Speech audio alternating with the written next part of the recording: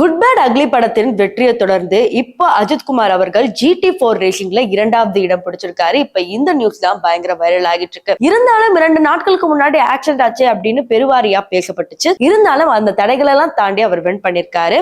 அது மட்டும் இல்லாம அதுல இருக்கிற நிறைய நியூஸ் தான் இப்ப உங்ககிட்ட பகிர்ந்துக்க போறேன். சோ வாங்க வீடியோக்குள்ள போகலாம். குட் பேட் அக்லில ரெட் டிராகனா நடிச்ச அஜித்குமார் அவர்களுக்கு பல படங்களுக்கு அப்புறம் இது ஒரு வெற்றி படமா அமைஞ்சது. அதுக்கப்புறம் இதோட வெற்றி விழால கூட அஜித் அவர்கள் பங்கேற்கல.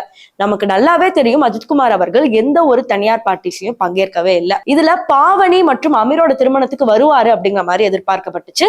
பட் அந்த திருமணத்துக்கும் இவர் வரவே இல்லை. இதுக்கப்புறம் தான் நமக்கு நியூஸ் தெரிய வந்துச்சு GT4 ரேசிங்ல இவர் வின் பண்ணிருக்காரு, அதுவும் 2வது இடம். ஆல்ரெடி ரேசிங்ல இவர் சாதிச்சதுக்காக தான் இப்போ பத்மபூஷன் விருது கொடுக்க போறாங்கன்னு தெரியும். அது இன்னும் 2 மாதங்கள்ல ஷெட்யூல் பண்ணி இவங்களுக்கு விருது கொடுக்க போறாங்க. அதுல கண்டிப்பா அஜித்குமார் பங்கேற்பாரு அப்படின்னு எல்லாராலையும் எதிர்பார்க்கப்படுது. இதெல்லாம் ஒரு பக்கம் இருக்கும் போது அஜித்குமாரும் மற்றும் அவர்களுடைய டீம் எவ்வளவு சந்தோஷமா கொண்டாடுறாங்க அப்படிங்கிற இந்த வீடியோ தான் சமூக வலைதளங்களில மிகவும் வேகமா பரவி வருகிறது.